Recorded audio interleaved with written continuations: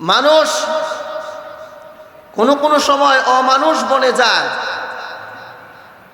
মানুষ কোনো সময় চতুষ্পদ জানোয়ারের চেয়েও খারাপ হয়ে যায়। আপনি দেখেন আজকে ইরানের অবস্থা, বর্বর ইসরায়েলিরা কিভাবে অমানুষের মতো মুসলমান শিশু বলেন, নারী বলেন, অবহির্ত মানুষগুলিকে কিভাবে মারছে। এই জালেমদের কাছেও নিজের সন্তান যখন দাঁড়ায়, তখন সে জালেমের হাতেও নিজের সন্তানটা খুব আদরের, খুব নিরাপদ জায়গায় খুঁজে খুব নিরাপত্তা অনুভব করে। কেন করে?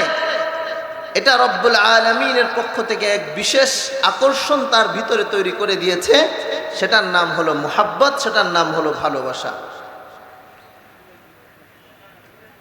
এই যে আজকে আপনারা জামিয়া জমিরিয়া উদ্বোধন করছেন, সম্মানিত খতিব সাহেব এবং আপনাদের মসজিদের সম্মানিত সভাপতি আমাদের স্যার সাহেব এবং আমাদের টুটুল ভাই সহ কমিটির ভাইয়েরা, এলাকার ভাইয়েরা মিলে অর্থ দিয়ে, টাকা পয়সা দিয়ে, বুদ্ধি দিয়ে এটা যে করছেন, এটাতে আপনাদের দুনিয়াবি কোনো লাভ আছে? দুনিয়াবি কোনো লাভ নেই। লাভ একটাই, ভালোবাসা। কলোনি বাজারের মানুষ ইসলামকে ভালোবাসে। কলোনি বাজারের মসজিদ কমিটির দায়িত্বশীল ভাইয়েরা দ্বীনকে ভালোবাসে, কোরআনকে ভালোবাসে, যার জন্য লক্ষ লক্ষ টাকা উজাড় করে ছেড়ে দিয়েছে যে এখানে একটা দ্বীনের বাতি জ্বলে উঠুক, এখান থেকে ইসলামের কালিমা পথ করে সারা দুনিয়াতে ছড়িয়ে পড়ুক। মুহতারাম হাজিরিন, কোন মুমিনের ভিতরে যখন আল্লাহ এবং তার রসুলের ভালোবাসা ঢুকে যায়, কোন মানুষের ভিতর যখন রসুলের প্রেম আর মহব্বত ঢুকে যায়, তখন এই মানুষটা আল্লাহর রসুলের জন্য প্রয়োজনে নিজের জীবনটা উৎসর্গ করতেও দ্বিধাবোধ করে না। কথা বলেন ঠিক কিনা? এই ভালোবাসার নিয়মে সারা পৃথিবী চলে, ভালোবাসার নিজামে পৃথিবী চলে। মুসলমানও আল্লাহর হাবিবকে ভালোবেসে তাদের নিজের জীবনটা রসুলের জন্য উৎসর্গ করে দেয়। আমি আল্লাহর রসুলকে ভালোবাসবো, আমি রসুলকে ভালোবাসবো, আমি আমার মতো করে ভালোবাসবো, নাকি যারা রসুলকে ভালোবেসে দুনিয়াতেই সফল হয়েছেন তাদের মতো ভালোবাসবো? যারা রসুলকে দুনিয়াতে ভালোবাসা দেখিয়ে, রসুলকে ভালোবেসে দুনিয়াতে থেকেই জান্নাতের সার্টিফিকেট কামাই করেছেন, আমিও যদি রসুলের ভালোবাসার দাবিদার হই, রসুলকে ভালোবাসতে চাই, তাহলে আমাকেও তাদের মতো করেই ভালোবাসতে হবে। খতিব সাহেবদের উপরে আসেন, তিব্বতের খতিব সাহেব আসেন, উপরে আসেন। মুহতারাম হাজিরিন, আল্লাহ রাব্বুল আলামিন তার হাবিবের ভালোবাসাকে মুমিনের ঈমানের জন্য নিদর্শন বানিয়েছেন। আল্লাহ ঘোষণা দিয়ে দিয়েছেন, আমিনু কামা আমানান নাস। কিয়ামত পর্যন্ত আনেওয়ালা মানুষেরা ঈমান আনবে, মুমিন হবে, আল্লাহকে ভালোবাসবে, আল্লাহর রসুলকে ভালোবাসবে। তবে তোমার ঈমান হওয়ার জন্য, তোমার রসুলের মহব্বত হওয়ার জন্য আমার নবীর সাহাবায়ে কেরাম আমার নবীকে যেভাবে ভালোবাসছে সেভাবে তোমাকে ভালোবাসতে হবে। আল্লাহ রসুল সাল্লাল্লাহু আলাইহি ওয়াসাল্লামকে সাহাবায়ে কেরাম তিন ভাবে ভালোবাসতেন। বলেন কয় মিনিট? সরি, আল্লাহ রসুলকে সাহাবায়ে কেরাম কয় ভাবে ভালোবাসতেন? তিন ভাবে ভালোবাসতেন। আল্লাহ রসুল সাল্লাল্লাহু আলাইহি ওয়াসাল্লামের দেহ মুবারককে সাহাবায়ে কেরাম ভালোবাসতেন। আল্লাহ রসুল সাল্লাল্লাহু আলাইহি ওয়াসাল্লামের ইজ্জতকে সাহাবায়ে কেরাম ভালোবাসতেন। আল্লাহ রসুল সাল্লাল্লাহু আলাইহি ওয়াসাল্লামের আনিত দ্বীনকে সাহাবায়ে কেরাম ভালোবাসতেন। তিন জিনিসের ভালোবাসা যখন সাহাবায়ে কেরামের ভিতরে পরিপূর্ণ হয়েছে, আল্লাহ কোরআনে আয়াত নাজিল করেছেন, ওয়াল্লাযীনা ইত্তাবাউহুম বিইহসান রাদিয়াল্লাহু আনহুম ওয়া রাদু আনহু ও আমার নবীর সাহাবায়ে কেরাম, তোমাদের দল, তোমাদের জাতি, তোমরা এমন এক সম্প্রদায়ে পরিণত হয়েছো যে তোমাদেরকেও আল্লাহ ভালোবাসেন, তোমরা যেরকম আল্লাহকে ভালোবাসো। সুতরাং কোরআনে ঘোষণা দিয়েছেন, কিয়ামত পর্যন্ত তোমরাও যদি সাহাবায়ে কেরামের মতো আল্লাহর কাছে মকবুল বান্দা হতে চাও, তাহলে তোমরাও রসুলকে সাহাবায়ে কেরামের মতো ভালোবাসো। আমরা রসুলকে ভালোবাসবো কার মতো করে? আর জোরে বলেন, কার মতো ভালোবাসবো? সাহাবায়ে কেরামের মতো ভালোবাসবো। সাহাবায়ে কেরাম রাসূলুল্লাহ সাল্লাল্লাহু আলাইহি সাল্লামের দেহ মুবারককে ভালোবেসেছেন। আল্লাহ রসুল যতদিন জিন্দা ছিলেন, সাহাবায়ে কেরামের হালত তো এমন ছিল, আল্লাহ রসুল যেখানে গিয়েছেন সাহাবায়ে কেরাম সর্বোচ্চ সতর্কতা অবলম্বন করেছেন। আল্লাহ রসুল সাল্লাল্লাহু আলাইহি ওয়াসাল্লামের গায়ে যেন কোনো রকমের আঁচড় না পড়ে, কাফেরদের কর্তৃক কোনো রকমের নির্যাতনের আঁচড় যেন আল্লাহ রসুলের গায়ে স্পর্শ করতে না পারে। আপনারা জানেন, রাসূলুল্লাহ সাল্লাল্লাহু আলাইহি সাল্লাম যখন হিজরত করে মদিনায় যাচ্ছেন, রাতের বেলা আল্লাহর রসুল এবং হযরত আবু বকর রাদিয়াল্লাহু আনহু হাঁটছেন। হযরত আবু বকর সেম বয়সের, 2 বছরের ছোট বড়।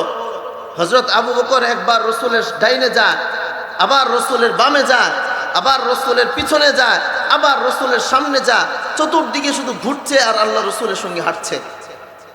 রসুল জিজ্ঞেস করেন, আবু বকর কি হলো তোমার? একদিকে থাকো, এক পাশে থাকো, এরকম ঘোরাঘুরি করছো কেন আমার চতুর্পাশে? ইয়া রাসূলুল্লাহ, আমার একদিকে হাঁটতেও অসুবিধা নেই, কিন্তু আল্লাহর রসুল গো, আমার ভয় হচ্ছে, আমি যখন ডান পাশে থাকি আমার মনে হয় না জানি আবার বাম পাশ থেকে কোনো তীর এসে আপনার গায়ে আছড় পড়ে।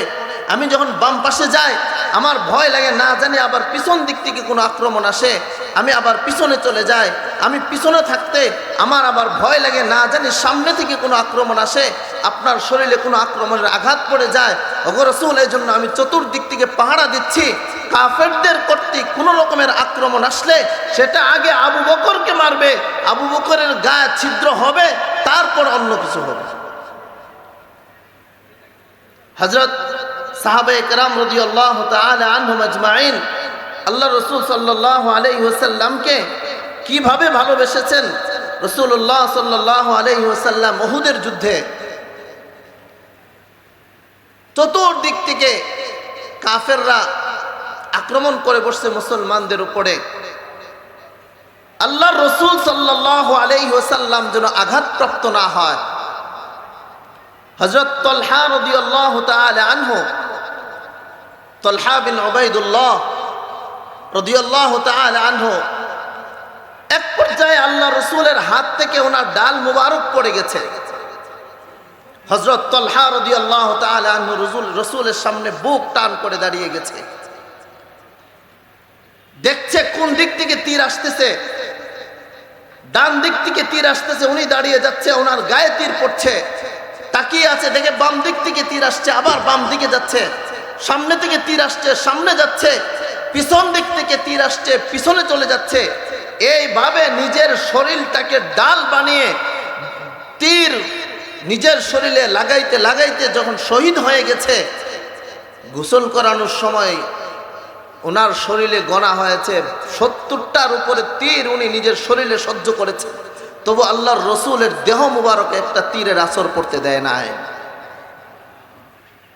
রাসূলুল্লাহ সাল্লাল্লাহু আলাইহি সাল্লামের দেহ মুবারক যতদিন সাহাবায়ে কেরামের সামনে ছিল, সাহাবায়ে কেরাম রাসূলুল্লাহ সাল্লাল্লাহু আলাইহি সাল্লামের দেহ মুবারককে এভাবে ভালোবেসেছেন, নিজের জীবন কুরবানি দিয়ে হযরত সাহাবায়ে কেরাম নবী সাল্লাল্লাহু আলাইহি সাল্লামের দেহ মুবারক হেফাজত করেছেন। রাসূলুল্লাহ সাল্লাল্লাহু আলাইহি সাল্লামের ইজ্জতের ব্যাপারে সাহাবায়ে কেরামের কোনো আপোষ ছিল না। হযরত খুবাইব রাদিয়াল্লাহু তাআলা আনহু, নাম তো শুনেছেন, খুবাইব রাদিয়াল্লাহু তাআলা আনহুকে একবার কাফেররা ধরে নিয়ে গেছে।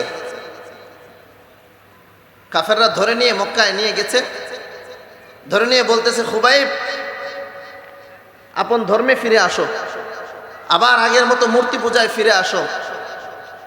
খুবাইব বলে, অসম্ভব, রসুলের হাতে কালিমা পড়ে মুসলমান হয়েছি, ইসলাম পেয়েছি, জীবন চলে যাবে, আমি কাফের হব না, আমি আর মূর্তি পূজায় ফিরে যাব না। খুবাইব 3 দিন সময় দিলাম, 3 দিনের মধ্যে ভালো করে ভাবো, অন্যথায় তোমার মৃত্যুর জন্য তুমি অপেক্ষা করো। খুবাইব রাদিয়াল্লাহু তাআলা আনহু শেষ পর্যন্ত যখন তাদের কাছে মাথা নত করলো না, সারেন্ডার করলো না,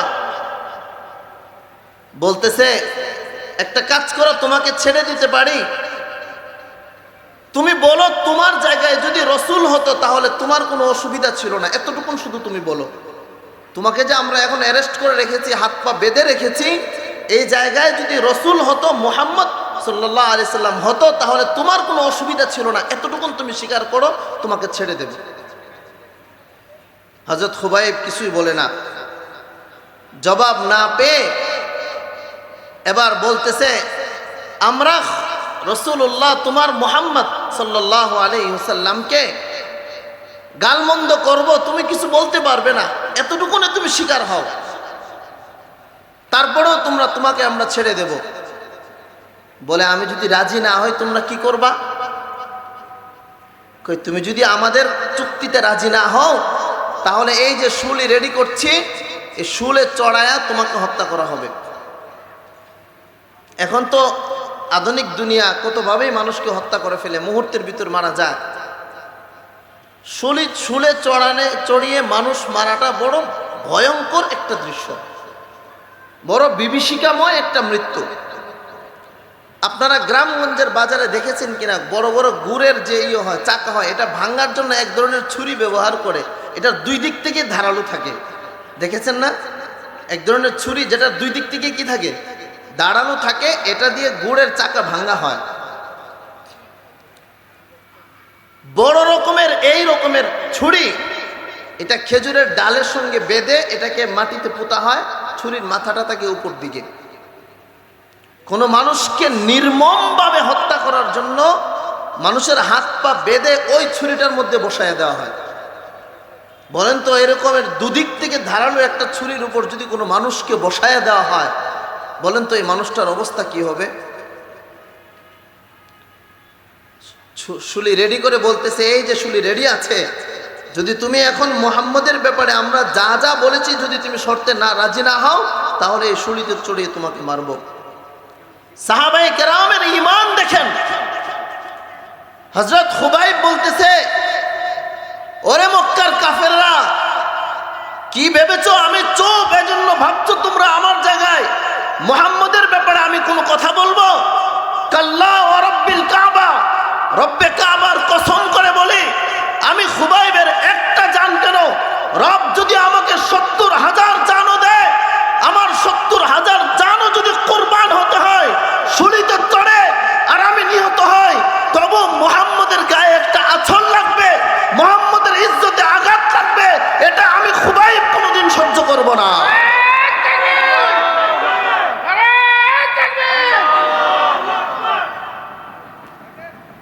আমরা সে সাহাবায়ে কেরামের ঈমানে আমরা বলিয়ান, কওমি মাদ্রাসা সাহাবায়ে কেরাম থেকে ঈমান শিখেছে, আল্লাহর রাসূলের সাহাবায়ে কেরাম থেকে নবী আলাইহিস সালামকে ভালোবাসা শিখেছে।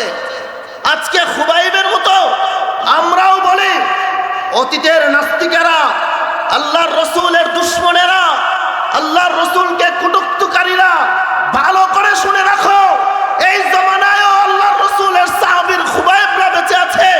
আল্লাহর রাসূলকে নিয়ে কোন রকমের কটূক্তি করার দুঃসাহস দেখাবে, বাংলার জমিনে লক্ষ যুবক দাঁড়িয়ে যাবে, রাসূলের ইজ্জতে আঘাত লাগতে দেওয়া হবে না ইনশাআল্লাহ।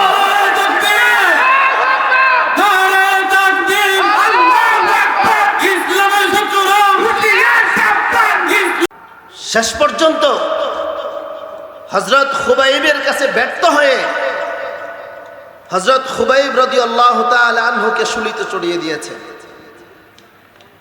তখন হযরত খুবাইব রাদিয়াল্লাহু তাআলা আনহু বলেছিল, লাস্তু উবালি হিনা উকতালু মুসলিমা আলা আইয়ি শিক্কিন কানা লিল্লাহি মাজরাই।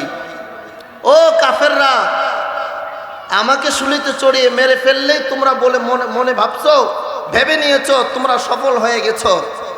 আমি আমার রসুলের ভালোবাসায় ইজ্জত, রসুলের ইজ্জতের ভালোবাসায় আমি জীবন দিচ্ছি।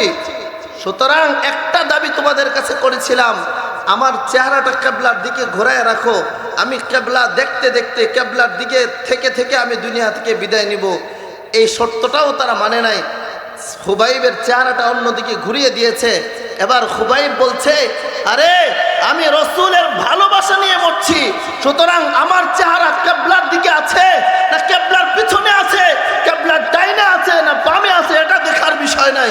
আমি রসুলের ভালোবাসা নিয়ে মরছি, এটাই আমার জান্নাতে যাওয়ার জন্য যথেষ্ট হবে।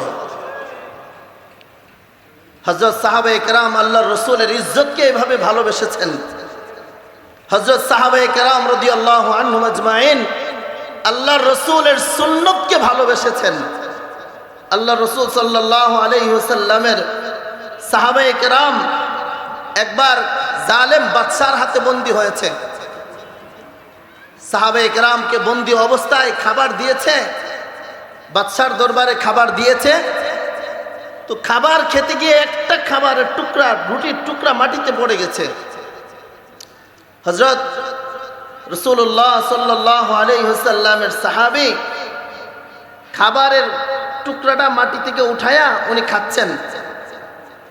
হযরত হুযায়ফা রাদিয়াল্লাহু তাআলা আনহুর দিকে অন্য সাহাবায়ে কেরাম একটু বিরক্তির নজরে তাকাচ্ছে। বাদশার দরবারে আপনি একটা খাবার উঠায়া খাচ্ছেন, এটা ও কাফেররা মনে করবে মুসলমানরা কত ছোট, দেখো একটা খাবার পড়ে গেছে উঠায়া খাচ্ছে। হযরত হুযায়ফা রাদিয়াল্লাহু তাআলা আনহু যখন এটা দেখলেন, হযরত হুযায়ফা রাদিয়াল্লাহু তাআলা আনহু হুঙ্কার, সিংহের মতো হুঙ্কার দিয়ে গর্জে উঠে বলে বসলেন, এই আমার সাথীরা, তোমরা কি মনে করেছো আনাত্রুকু সুন্নাত হাবিবি লিহাউলাইল হুমাকা, এ সকল গাধা গর্তবদের কারণে বুঝি আমরা আল্লাহর রসুলের সুন্নতকে ছেড়ে দেব? ওরা কি বলবে এজন্য আমি আমার রসুলের সুন্নত ছেড়ে দেব? এইভাবে সাহাবায়ে কেরাম তাদের জিন্দেগিতে ছোট থেকে ছোট, বড় থেকে বড় সুন্নতকে নিজের জিন্দেগির সবচেয়ে বড় আকর্ষণ বানিয়েছেন, সবচেয়ে বড় আদর্শ বানিয়েছেন। কওমি মাদ্রাসা, কওমি উলামায়ে কেরাম আল্লাহ রসুল সাল্লাল্লাহু আলাইহি ওয়াসাল্লামকে ভালোবাসেন হযরত সাহাবায়ে কেরাম রাদিয়াল্লাহু তাআলা আনহুম আজমাইনের আদর্শে এবং তাদের মূলনীতিতে। কথা বলেন ঠিক কিনা? বাংলাদেশের মুসলমান তারাও সাহাবায়ে কেরামের আদর্শে আল্লাহ রসুল সাল্লাল্লাহু আলাইহি সাল্লামকে ভালোবাসেন। সুতরাং আল্লাহ রসুল সাল্লাল্লাহু আলাইহি সাল্লামের সাহাবায়ে কেরামকে ভালোবাসা এটা মুমিনের ঈমান। আল্লাহর রসুলের সাহাবায়ে কেরামকে ভালোবাসা এটা জান্নাতে যাওয়ার আলামত। আল্লাহর রসুলের সাহাবায়ে কেরামকে মহব্বত করা, তাদের ব্যাপারে সুধারণা রাখা, এটা ঈমানের আলামত, এটা ইসলামের আলামত। আল্লাহর রসুলের সাহাবায়ে কেরামকে নিয়ে কটূক্তি করে, তাদের নামে বদনাম রটনা করে, তাদের নামে অপপ্রচার করে, তুমি যেই দলের হও, যেই লেবাস ব্যবহার করো, ইসলাম বলো, যাই বলো আর যাই হোক, তুমি সত্যিকারের মুসলমান হতে পারো না, হতে পারো না।